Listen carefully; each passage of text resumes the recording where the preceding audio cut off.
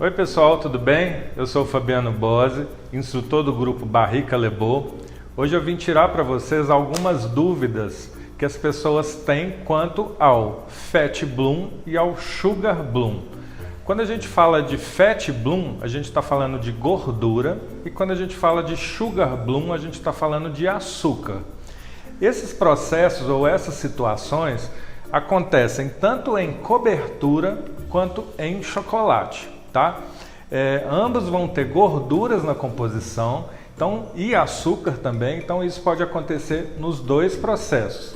Sempre que a gente está falando de chocolate, a gente está falando da nossa linha Gold ou da nossa linha Seleção, e se a gente está falando de cobertura, a gente está falando da linha Mais, da linha Dia a Dia e agora também da nossa linha de Chunks, que é um formato bem diferente que a gente tem agora para a gente utilizar tanto em cookies, quanto em brownies, quanto preparações que a gente queira aí diferenciar no mercado, tá?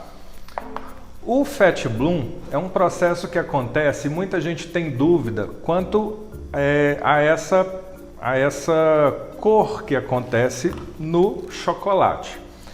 As moedas, isso pode acontecer tanto em barras quanto nos chunks, que são nossos quadradinhos, né, que agora foram lançados, e também isso pode acontecer em barra de chocolate. Então qualquer formato que é vendido acontece. As pessoas têm dúvidas quanto a esse esbranquiçamento, se ele é mofo ou não. Não é mofo, tá? Isso pode acontecer por dois processos. Quando as moedas ficam se batendo, elas ocorrem um atrito entre elas. Isso já deixa as moedas esbranquiçadas. É totalmente diferente de Fat Bloom, tá? O Fat Bloom acontece por variações de temperatura. Então isso pode acontecer tanto no transporte dessas moedas, da fábrica para a loja, da loja para a casa do cliente, em ambientes, por exemplo, que não são climatizados, podem acontecer isso também, do inverno para um produto que está no inverno, para um produto que está num clima mais de calor. Então tudo isso acontece variações que vai deixar esse produto esbranquiçado, tá? Isso não afeta de forma nenhuma a composição do chocolate, nem a sua utilização, tá? Uma forma boa de vocês verem se tá perfeito, o Fat Bloom, quando a gente passa a mão, ele volta ao normal, tá? Então isso a gente já percebe que é Fat Bloom justamente por esse processo. Só que, por exemplo, se a gente utiliza esse chocolate ou essa cobertura dessa forma, por exemplo, no forno, ele vai voltar e vai ficar perfeito como se isso não tivesse acontecido.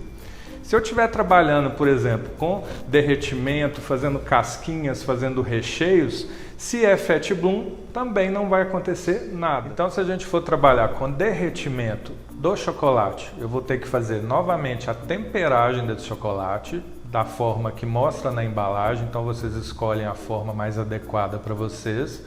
E se for cobertura, vocês vão derreter até chegar na certa temperatura adequada também, como está na embalagem, e utilizar na temperatura adequada. Isso vai fazer com que vocês tenham um trabalho normal com esse chocolate ou essa cobertura. Agora, quando a gente está falando do Sugar Bloom, a gente está falando de açúcar. Então o processo é um pouco diferente, ele não acontece naturalmente somente por uma mudança de temperatura. Essa mudança precisa ser bem mais brusca. Então isso acontece quando o cliente coloca um produto, ou um bombom, ou uma barrinha, algum produto direto na geladeira ou no congelador, coisa que a gente não recomenda. Então ele fica lá por mais tempo ou ele entra na geladeira por uma temperatura bem mais alta.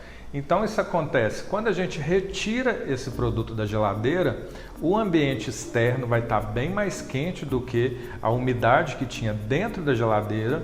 Isso faz com que as moléculas de açúcar migrem para a superfície e isso vai fazer com que o nosso produto fique brilhando, ele vai ficar suando. Toda vez que ele ficar suando, depois que ele seca, isso vira mancha. E se a gente passar a mão, ele não sai como sairia no Fat Bloom. Então isso realmente acomete o meu produto, porque isso vai deixar o meu produto mais grosso. Se eu for trabalhar com derretimento dele, eu não vou conseguir, porque ele não vai ficar tão fluido e o aspecto dele não fica tão bonito. Então eu tenho que me preocupar em trabalhar com esse chocolate ou com a cobertura como recheios. Então, para a gente banhar um produto já não ficaria legal. Então é um processo totalmente diferente do outro Fat Bloom, que é um processo natural de simplesmente mudança de temperatura, mas que a gente pode tentar organizar para que isso não aconteça se a gente fizer da forma correta. Então espero que eu tenha esclarecido todas as dúvidas de vocês. Qualquer dúvida que vocês tenham, pode mandar para a gente uma mensagem. Não esqueçam de ativar o sininho e nos acompanhem nas redes sociais da Maria Chocolate BH, da Cical Chocolate e do Fabiano Bose. Então espero que eu tenha ajudado e um muito obrigado e até a próxima.